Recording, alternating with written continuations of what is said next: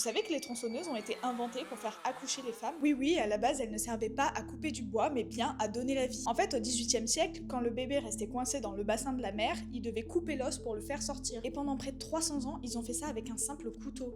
Alors bon, déjà, c'était atrocement douloureux, ça faisait très mal, il y avait beaucoup de morts, mais aussi ça prenait énormément de temps. Et un jour, il y a deux chirurgiens écossais qui se sont dit, il faut qu'on fasse plus rapide et mieux. Donc résultat, ils inventent une petite scie mécanique qui est l'ancêtre de la tronçonneuse. Non mais regardez-moi cette horreur.